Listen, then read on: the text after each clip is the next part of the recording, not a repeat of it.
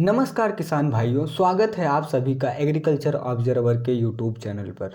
तो आज के इस वीडियो में हम आपको बताने वाले हैं कि गेहूं की फसल में हो रहे तापमान के इस उतार चढ़ाव से होने वाले प्रभाव के बारे में। कैसे गेहूं की फसल पर टेम्परेचर, तापमान के उतार चढ़ाव परिवर्तन से गेहूं की फसल में महत्वपूर्ण गिरावट हो रही है। कैसे इसका सीधा असर हमारी पैदावार पर पड़ रहा है। तो किसान भाइयों, यह वीडियो गेहूं की खेती करने वाले किसानों के लिए महत्वपूर्ण होने वाली है। तो मेरा अनुरोध है कि वीडियो को लास्ट तक जरूर देखिएगा और जो भी किसान भाई गेहूं की खेती किए हैं उनके साथ जरूर शेयर करिएगा, जिससे उनका भी फायदा हो सके। क्योंकि टेम्परेचर के ऊपर नीचे होने से गेहूं की फसल पर बहुत ज़्यादा प्रभाव पड़ता है। तापमान में परिवर्तन गेहूं की उपज, उसका वेजिटेटिव ग्रोथ, बढ़वार, क्वालिटी पर सीधा असर डालता है, जिससे हमारी पैदावार घट भी सकती है। इसके रिलेटेड जितनी भी जानकारी है हम इस वीडियो में जानेंगे। तो चलिए वीडियो में आगे बढ़ते हैं। बट उससे पहले अगर चैनल पर पहली बार आए हैं तो वीडियो को पहली बार देख रहे हैं तो कृपया करके चैनल को सब्सक्राइब कर लीजिए और वीडियो को लाइक ज़रूर कर लीजिए, जिससे आगे आने वाली जानकारी आपसे मिस ना हो पाए। तो किसान भाइयों, सबसे पहले जानते हैं कि टेम्परेचर किस तरह से हमारे गेहूं के फसल की कौन कौन से स्टेज को प्रभावित करता है। तो पहला स्टेज है साथियों जर्मिनेशन और प्रारंभिक विकास। जैसा कि हम जानते हैं किसान भाइयों कि गेहूं के बीज के अंकुरण के लिए लगभग 20 से 25 डिग्री सेंटीग्रेड का तापमान आदर्श माना जाता है। इस तापमान पर गेहूं के बीज का जर्मिनेशन बहुत ही अच्छे तरीके से होता है। पूरी की पूरी बीज का जमाव सही से होता है। लेकिन कम तापमान होने से क्या होता है कि जर्मिनेशन की गति धीमी हो सकता है, जबकि क्या है कि अधिक तापमान होने से जर्मिनेशन रुक भी सकता है। दूसरा स्टेज है ग्रोथ और बढ़वार।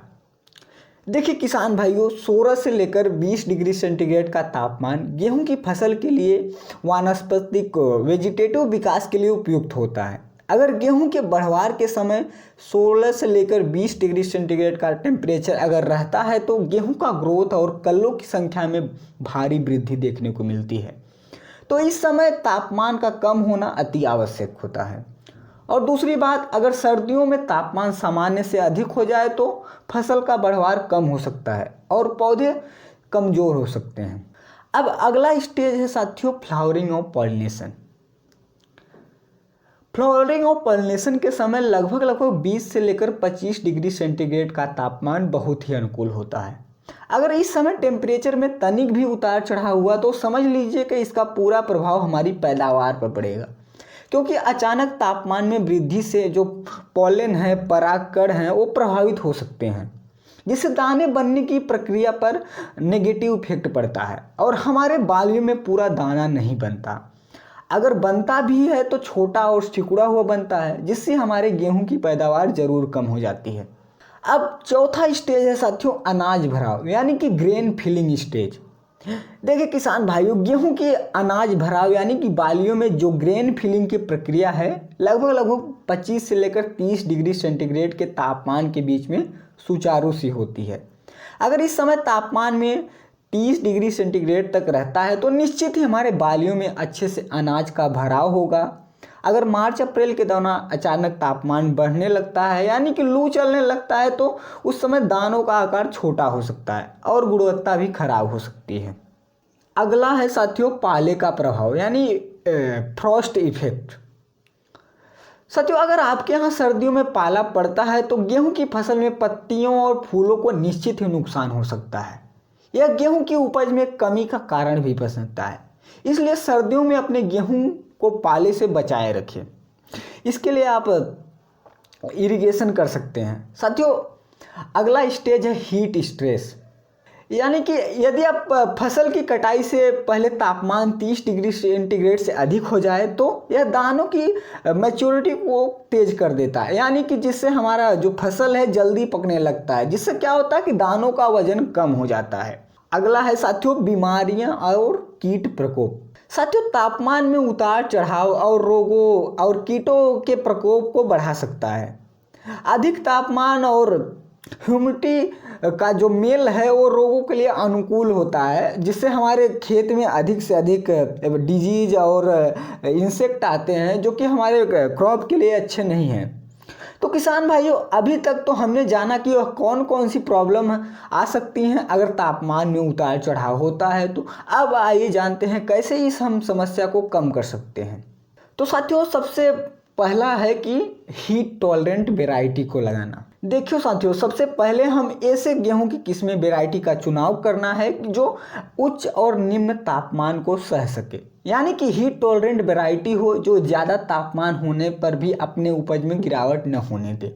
दूसरी बात है सिंचाई का प्रबंध, यानी कि गर्मी के प्रभाव को कम करने के लिए अनाज भराव के समय जब ग्रेन फिलिंग का स्टेज हो उस समय हमें सिंचाई सही से करना है। अगर हम सिंचाई सही समय से करते हैं तो निश्चित ही इस समय तापमान के प्रभाव को कम कर देगा। इसीलिए हमें अपने फसल में इरिगेशन सही समय से देना है। अगली बात आती है मल्चिंग और फसल अवशेष प्रबंधन। मिट्टी के तापमान को संतुलित रखने के लिए मल्चिंग तकनीक अपनाना है, यानी कि अपने खेत में ज़्यादा से ज़्यादा फसल के अवशेष को खेत में रखना है, जिससे होता क्या है कि खेत में ज़्यादा समय तक मिट्टी में नमी बनी रहती है और तापमान का ज़्यादा प्रभाव नहीं पड़ता। तो इसके लिए साथियों आपको करना क्या है कि आपके जो पिछला फसल है उसका आपको जो कुछ भी बचा हो अपने खेत में रहने देना है, यानी कि ज़्यादा से ज़्यादा घास फूस को अपने खेत में, सूखी हुई घास फूस को रहने देना, जिससे क्या होता है कि हमारे खेत से जल्दी से जो नमी का जो ह्रास होता है वो नहीं होता, इसलिए हीट का प्रभाव कम होता है। अब अगला है साथियों समाधान, समय से बुआई करना। देखिए, बुआई के समय को तापमान के अनुसार समायोजित करना है, यानी कि अगर ज़्यादा तापमान हो तो थोड़ा रुक कर ही बुआई करना चाहिए। जब सूटेबल तापमान आ जाए तब हमें अपने फसल की बुआई करना है। और साथियों, पांचवा समाधान है कि मौसम का पूर्वानुमान करना चाहिए। तापमान के उतार चढ़ाव को समझने के लिए हमें मौसम पूर्वानुमान का उपयोग करना है और फसल प्रबंधन में हो रहे सुधार करना है। और तापमान का उचित प्रबंधन और अनुकूलन के लिए हमें मौसम के पूर्वानुमान को देखना है कि आगे मौसम कैसा रहेगा, आगे बरसात होने वाली है कि गर्मी पड़ने वाली है। अगर हम इन सब बातों को सही समय पर पालन करते हैं तो निश्चित ही जो तापमान का उतार चढ़ाव हो रहा है उससे हम नियंत्रण पा सकते हैं। तो साथियों, आशा करते हैं इन सब बातों से आपको कुछ नया जानने को मिला होगा। इस वीडियो में बस इतना ही, मिलते हैं अगले वीडियो में, तब तक के लिए राम राम।